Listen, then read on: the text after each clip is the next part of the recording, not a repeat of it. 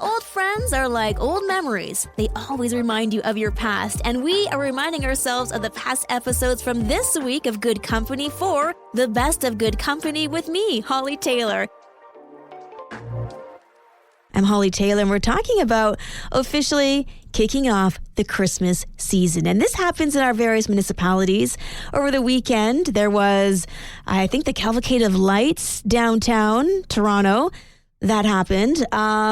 There was one also in Mississauga. Port Credit had one. There was a couple weeks ago, the light up in Oakville. So that's our cities kicking off the Christmas season. How do you do that in your own household?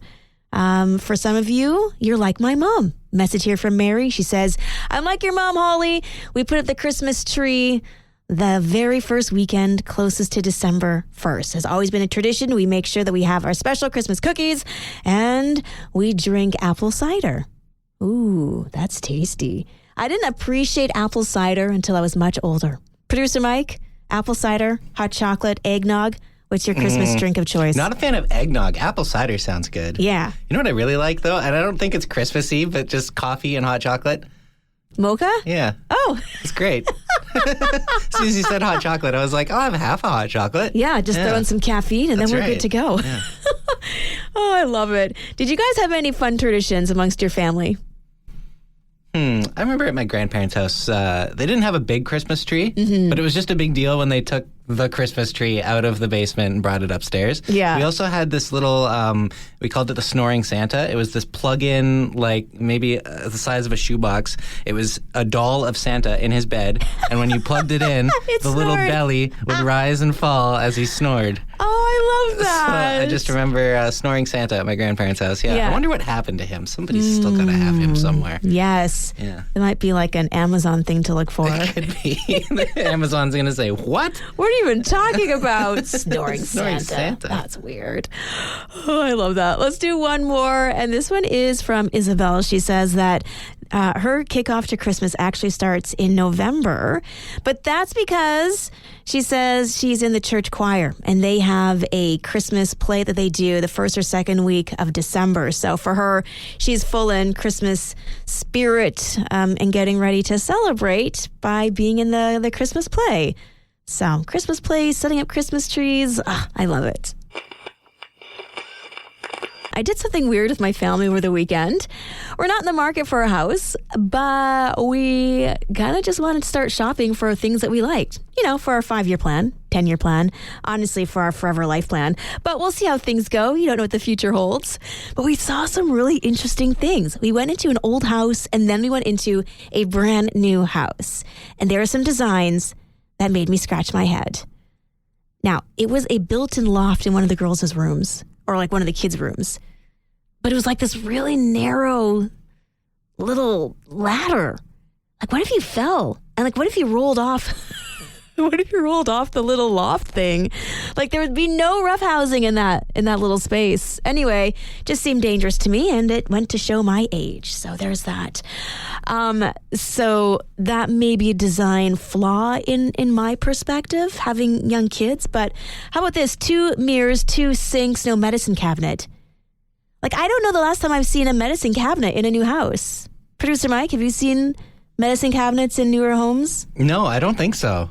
Like, where are you supposed to put your toothpaste, the old razors?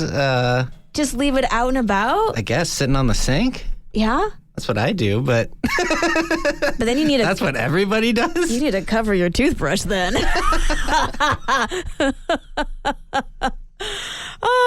So that's an old design I think should not have gone away. Also, our place doesn't have rails.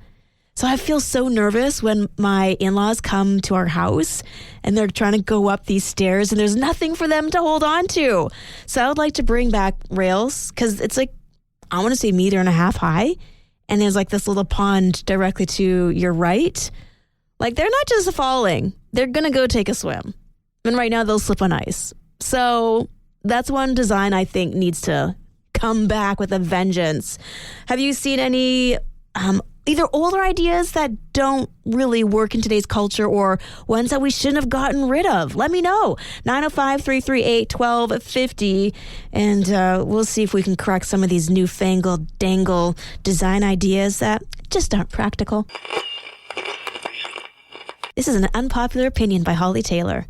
I don't necessarily like an open concept house. I'm sorry, I just don't. The older place that we went to see had essentially a wall on either side when you entered the building, but then behind the wall was an area to sit. And I like that, because without it, you open the door and the cold air rushes into your home, and the people who are trying to be nice and cozy are getting chilly. So, open concept, it is what it is. I mean, lots of rooms used to be a sign of affluence. Now it's like no rooms is a sign of affluence. Oh man, producer Mike, you said that there was a design from before, and I've never heard or seen this. Yeah, I don't even know. I don't even know what to call it. I didn't even know how to Google it. There used to be a hole in the back of a medicine cabinet that you would stick your disposable razor in. What? Yeah, so when you're done shaving and you're done with the blade, the straight razor that used to be popular in the early 20th century. Yeah. You'd just take it off and slip it into this little hole, and it would sit in behind the drywall for all of eternity. So and I looked this up. What? Apparently it was because there was no safe way to dispose of those razors. Oh. Because most people in the 30s and 40s would incinerate their garbage. Oh. Razors don't burn like that. Yeah. And then when we had public garbage collection, they wouldn't take razors. So just stashing them in between the walls in your house seemed like a good idea until we start renovating houses in the 70s, 80s, 90s and finding all these old dirty razor blades. Ew. Yeah. So I don't know how common it is anymore to still find one of those, but I knew I wasn't crazy. There is a disposable razor hole in the back of some medicine cabinets. Weird. Yeah. Yeah, that's a design I'm glad is gone. Me too. I'm Hollie Taylor, and speaking of money, I've got a fun story for you. I mean, I thought it was fun because when I was younger, I would love a good treasure hunt. And usually I was finding things like shells, stones, nothing with a lot of monetary value. However, there's actually a man who recently wrote a book and has hid 5 treasure chests worth more than $2 million across the U.S. But you need his book, There's Treasure Inside, in order to get the clues to find said treasures. Now, I don't know if this is just a ploy so that his book can become the best sold book of all times, because who wouldn't want a fun treasure hunt? I mean, there's archaeologists who are finding treasures, and there's people who are digging on, what's that? Was it Oak Island or something? I'm trying to remember what is on that History Channel. But, people for years, decades, looking for these treasures, trying to find not just the treasure, but uncover more of the story and the mystery surrounding it. So anyway, I found it super fascinating that somewhere in the U.S., there are 5 places where he has buried these treasures that he has specifically curated just for the purpose of this book and for people to go on an adventure. Now, not every one of us is going to find a treasure box with random, beautiful, glitzy, gold treasures, but we all have things that we treasure in our life. So I want to know, what is it in your life that you'd consider a treasure? It could be a person, place, or thing. Doesn't have to necessarily be one or the other. We can get creative here. 905-338-1250. You're listening to Joy Radio wherever you are. I'm Hollie Taylor, and this is Good Company, and we are talking about treasures. And yes, there is that verse about storing up your treasures in heaven, not on earth. And so maybe that is the theme of what your treasure happens to be. Maybe it's not monetary. Maybe it's not gold or silver or your grandmother's special teacups. I allude to that because I have teacups from my grandmother, and I would say they're treasured, but I'm going to have to be cheesy, and I'm going to say it's my family. I truly do treasure them. I love them immensely, and for me, they are the best gift I could have ever had. I know, right? That was so sweet. You probably have a cavity. Text in 905-338-1250. What is something that you treasure? Producer Mike, I'm going to put you on the spot. Mine's not as wholesome as yours. I'm sorry. Okay. Yeah.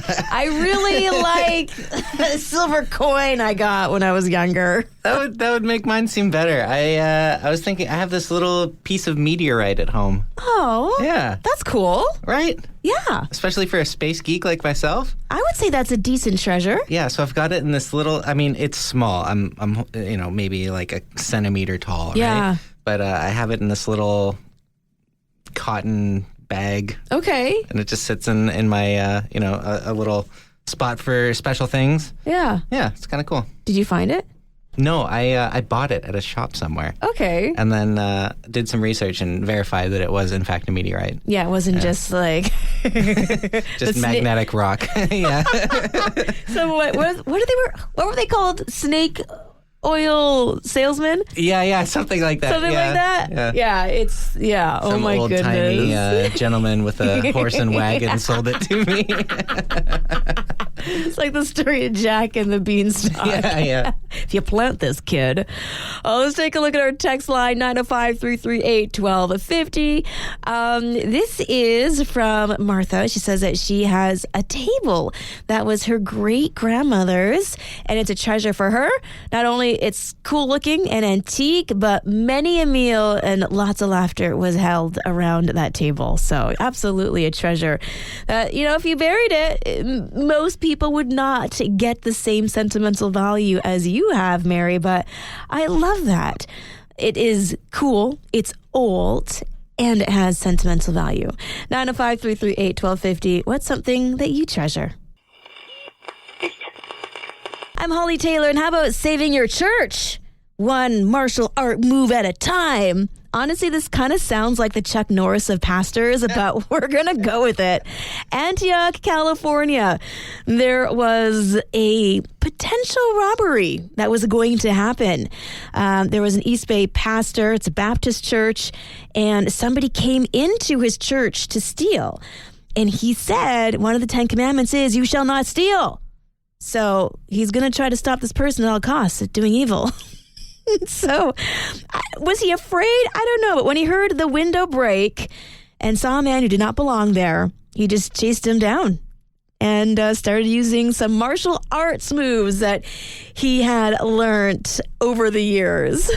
So, talk about bringing God's battle into a different kind of light. It was, hey, this is Jesus, and I'll meet you at the parking lot. I'll see you at the bike racks.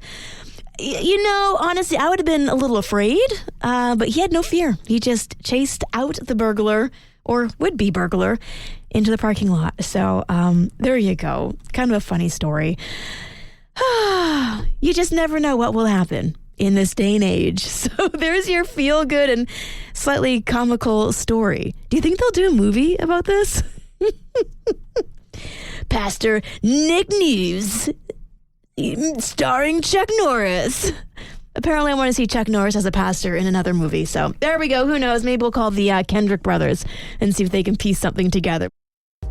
Well, that's a wrap. Those are our favorite memories from this past week. Join me for more Good Company live every weekday from 4:30 till 6 p.m. here on Joy Radio. Oh, and don't forget, you can also catch up by subscribing to our Joy Radio podcast. If you'd like to join in on the conversation, text 905-338-1250. Thanks for listening. We'll see you on Monday.